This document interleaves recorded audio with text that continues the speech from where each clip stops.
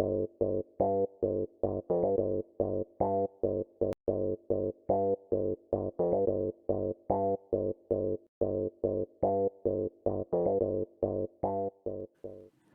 sujets du royaume de France, chers amis chevaliers, et oui, il y en a quelques-uns, bienvenue sur la chaîne de l'aventurier catholique. Nous sommes en pleine affaire CNews.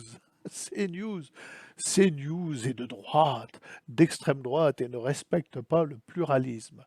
Alors évidemment, du point de vue du gauchiste, ça peut se comprendre. CNews invite des gens de droite, parmi des gens de gauche, des pro-palestiniens, des pro-israéliens, il y en a pour tous les goûts sur CNews. Et moi, il m'a semblé que CNews était plutôt de gauche. Enfin, c'est mon point de vue, mais bon, moi, évidemment, si je dois être qualifié par ceux qui qualifient les gens de droite, qui ne sont que les gauchistes, il n'y aurait pas de mots assez à droite pour me qualifier. M'appeler même Hitler ne suffirait pas à ces gens de gauche, à cette bien-pensance. Alors je vous mets en lien la quintessence de la personne de gauche, qui pour moi est un malade mental dont le seul remède sur à appliquer sur sa personne est la camisole et la cellule capitonnée. Voilà. Vous avez quelques minutes à supporter sur France Inter de Geoffroy de Lagacnerie, qui, quand vous l'écoutez, porte bien son nom. Il agace par allez, on va dire, sa dialectique torve, son débit, sa suffisance gauchiste. Bon, allez, une question pour ce Geoffroy de Laganerie. Euh, L'action directe, puisqu'il préconise l'action directe, l'action directe du mouvement identitaire qui entend empêcher les migrants de rentrer sur le territoire français au nom de la loi. Qu'en pense-t-il? Ah non, pas cette action directe-là, parce que la seule action directe qui doit avoir cours est celle de la bien-pensance et des forces de progrès de gauche. Bon, alors on revient un peu sur le cas CNews. Moi, CNews, je reconnais, n'ayant pas de télévision et n'écoutant absolument pas la radio, alors ça fait 30 ans hein, que j'ai plus de télé, et n'ayant pour seule lunette, pour seule fenêtre sur le monde que mon ordinateur, euh, il m'arrive de glisser sur CNews en fonction des intervenants, et plutôt ceux de droite, hein. Parce que CNews, il y a un pluralisme. Ils invitent autant du Goldnadel, du Philippe de Villiers, donc du pro-sioniste, pro-mondialiste, hein, Philippe de Villiers, certains l'adulent et l'idéalisme, et ce type-là serait prêt à coucher avec Jean Brichel pour maintenir son droit à exprimer ces trucs pas catholiques. Alors je critique pas son parc d'attractions. Vous allez me dire, oui, mais son parc d'attractions, je sais, j'y ai passé 3 jours et demi, donc 4 nuits pleines et 3 jours et demi. Donc le temps de refaire plusieurs de ces attractions 2 fois au moins. Et j'avoue, c'est excellent. Voilà, c'est à conseiller à tout le monde. Allez-y, c'est excellent. Mais le gars en tant que personne, pour moi, c'est un gauchiste mondialo acquis à toutes les thèses du wokisme et de tout ce que vous pouvez imaginer, quoi qu'il en dise, hein. Il est prêt à vendre sa mère, ce gars-là. Bon, et puis, c'est un, euh, il- la manière dont il traite Goldnadel, hein, bon, vous avez compris, voilà, ça se passe de mots. Bon, enfin voilà, c'est news, il peut y avoir sur cette chaîne quelques lueurs de droite, je le reconnais. Mais alors, excusez-moi, en tant que pluralisme, je suis dans l'incapacité, moi, d'écouter France Inter, d'écouter BFM, enfin France Info, ou toutes ces radios, parce que c'est un bloc univoque de gauchisme, dont le représentant est ce fameux Laganerie, dont je vous mets euh, une intervention avec Léa Salamé, alors ça date de 3 ans, hein, qui démontre euh, l'univocité terrible et mortifère de la pensée gauchiste. Et puis, s'il en est, que c'est une profonde maladie mentale ne méritant que l'internement. De toute façon, vous pouvez vous dire que toute personne excluant de sa vie la moindre forme de spiritualité, je ne vais pas dire de transcendance, mais qui va vous dire je suis athée, il n'y a que le progrès, et le progrès va sauver l'humanité, a un problème mental. Ça paraît évident. Ça relève de la maladie mentale. Et tout au moins d'un orgueil démesuré. Bon.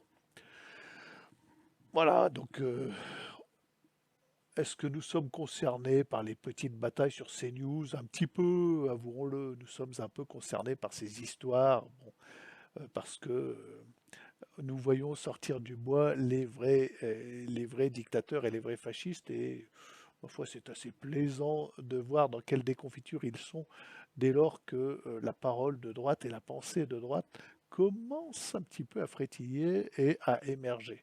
Voilà. On peut remercier pour ça d'ailleurs des intervenants, par exemple sur Europe 1, matinalement, comme Gaspard Proust. Je vous mettrai aussi le lien de sa dernière chronique où il annonce le carême et son entrée en carême. Et d'ailleurs, il parle de cette affaire CNews et c'est excellent. Voilà. Ça fait du bien. Ça fait du bien à l'homme de droite. Bon, que dis-je? Pardon. Non, je ne suis pas un homme de droite. Je dois utiliser les qualificatifs officiels euh, que nous apposent ces gens de gauche, puisque c'est eux qui apposent les étiquettes finalement. Euh, je suis d'ultra extrême méga giga droite. Il n'y a pas de mots pour me qualifier. Même, je vous dis, m'appeler Hitler serait largement insuffisant. Hitler, à côté d'un catholique traditionnaliste, conservateur tel que moi, visant une finalité spirituelle et déclarant que il serait bien possible que l'avortement nuise à cette finalité spirituelle, vous comprenez? Il serait même bien possible que l'euthanasie ne soit pas une mort dans la dignité puisqu'elle coupe au dernier moment l'homme de possibilité de rédemption. Bon, oser dire ça, ah non, non, c'est insupportable et ça doit être absolument censuré. Bon, ma foi, laissons-les faire et nous voyons bien que leurs actes sont comme des boomerangs puisqu'il ne sera pas à démontrer que France Inter, par exemple, ou France Info sont des médias totalement univoques, sans aucun pluralisme, et qu'il faudra bien qu'ils s'amendent. Voilà. Alors évidemment, la solution amusante pour CNews ne serait d'inviter que des gauchistes, puisque la pensée gauchiste étant vouée à tuer celui qui pense, à éteindre son intelligence, ne peut perdurer, ne peut s'étendre dans le temps et ne peut euh, montrer qu'une forme de dialectique qui n'est finalement qu'une manière de singe savant de s'exprimer, mais qui est totalement dénuée de toute forme de quête de vérité et d'intelligence. Alors vous irez écouter, hein, ces 24 minutes, ça vaut le coup. C'est une piqûre de rappel de ce qu'est le gauchisme en 24 minutes. Je vous mets le lien. Alors, vous aurez deux liens dans la description, hein. Vous aurez cette interview par Léa Salamé de Geoffroy de Laganerie. C'est incroyable, ça vaut le coup. Je vous mets le lien en entier et puis de l'intervention de Gaspard Proust d'hier, je crois, ou d'avant-hier. Enfin, bon, ça date, c'est récent, qui vaut vraiment le coup aussi. Alors ces gens-là, évidemment, les gauchistes, ne parlent que de guerre. Il faut aller guerroyer contre les Russes, ces salauds de Russes, ce très très méchant Poutine. Alors évidemment, les ennemis de mes ennemis sont mes amis. Et Poutine est naturellement un ami, et pour moi, il tire son pays vers le haut. Ça me paraît évident.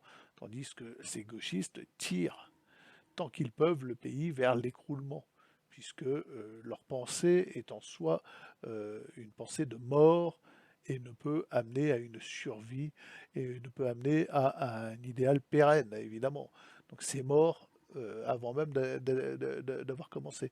Mais alors, vous voulez aller guerroyer, bande de gauchistes, contre Poutine, mais cette fois-ci, il est bien évident qu'aucun des gens de droite que je connais n'ira. Donc, bah, vous irez défendre vos idées, les amis. Alors, Alors là, on va rigoler, hein. Tous les woke, vous allez aller taper sur Poutine, une armée de fieférus défendant des valeurs chrétiennes. Je peux vous dire qu'on va se marrer.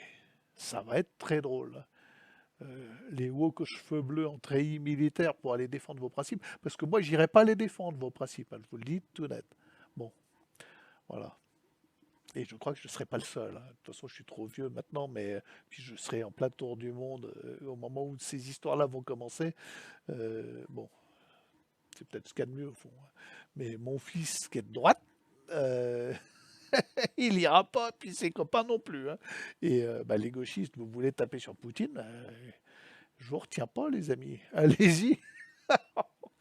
Personne n'ira défendre vos valeurs de la République pour vous, hein. Que les choses soient claires. Alors évidemment, si vous voulez pas y aller, vous aurez la solution du bouton nucléaire.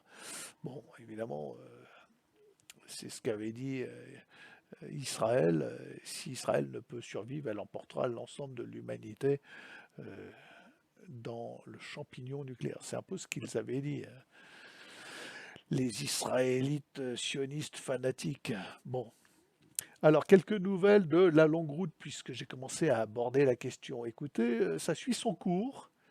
Alors, les gens sont intéressés, s'interrogent. Qu'est-ce que la longue route pour ceux qui prendraient cette vidéo en cours? Je lance un challenge sur cette chaîne. Nous allons engager cette chaîne YouTube, cette petite chaîne YouTube, dans une course autour du monde en solitaire par les trois caps.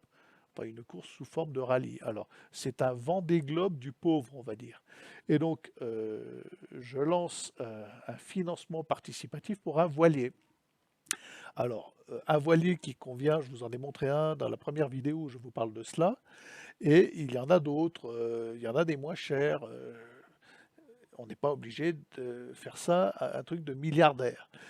Par exemple, on me signale gentiment qu'il y a un centurion, non, un prétorien, donc c'est un voilier des chantiers Vauquez, extrêmement solide, en très bon état, qui est à vendre actuellement pour 12 000 euros et qui ferait le taf.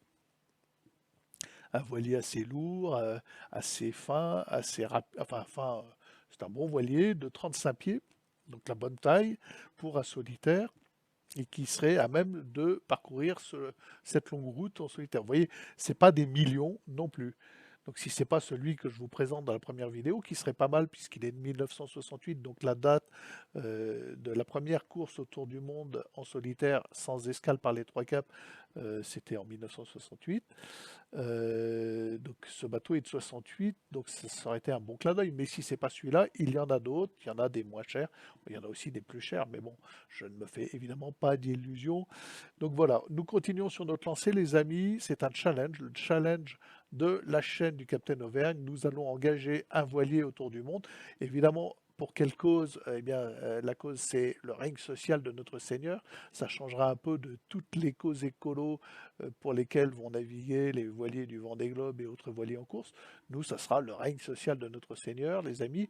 Donc, faites connaître cette histoire-là, propagez-la, signalez-la à des amis qui ont un peu de moyens et des moyens de mettre 50 euros, 20 euros, 30 euros sur un Tipeee, voire plus. Évidemment, il nous faut rapidement trouver le voilier parce que la longue route prochaine, eh bien, elle est à cheval entre 2024 et 2025. Voilà, c'est une course au large pour amateurs. C'est le Vendée Globe du pauvre. Ça dure en gros entre 200 et 250 jours en solitaire. Et voilà, je me propose, moi, votre serviteur, d'y participer. C'est aussi simple que ça. Alors, curieusement, par rapport à cela, j'ai eu pas mal de rageux, de gens qui sont venus me dire ouais, scandaleux, tout ça. Ça continue. Donc, je vous vire parce que moi, les rageux, j'en ai. Ça sert à rien. Vous ne faites pas avancer le schmilblick et je vois pas l'intérêt. Je vois pas l'intérêt de venir vous énerver contre ce que je propose. C'est un challenge sur une chaîne YouTube. Bon, si ça vous plaît pas, bah changez de chaîne. Je sais pas, allez sur France Inter, sur la chaîne YouTube de France Inter. Voilà, il y en a même un qui est venu m'expliquer la vie de Bernard Moitessier. Alors celui-là, et en plus, il est venu m'insulter.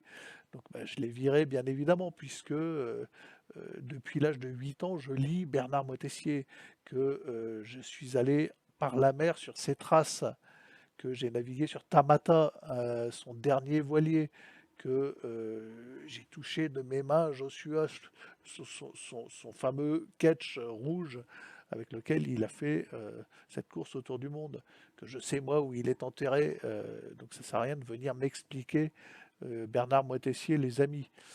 Je vous le dis, à titre informatif, si je suis parti moi sur les mers et les océans, c'est parce que ce gars-là, quand j'étais gamin, me faisait rêver dans ses bouquins. D'accord? Bon, voilà, petite parenthèse. Donc les amis, on continue l'effort, la longue route. Eh ben écoutez, on va essayer d'y participer. Je trouve que c'est vachement chouette. Prenez pas ça de façon très compliquée, ésotérique et je ne sais quoi, avec des grands élans. Et je vais pas me rouler par terre, hein. On le fait, on le fait pas. Ça serait sympa qu'on le fasse. Si on le fait, c'est génial. On va jusqu'au bout. C'est le challenge d'une chaîne YouTube de droite. Bon, voilà. Allez, abonnez-vous. À demain peut-être.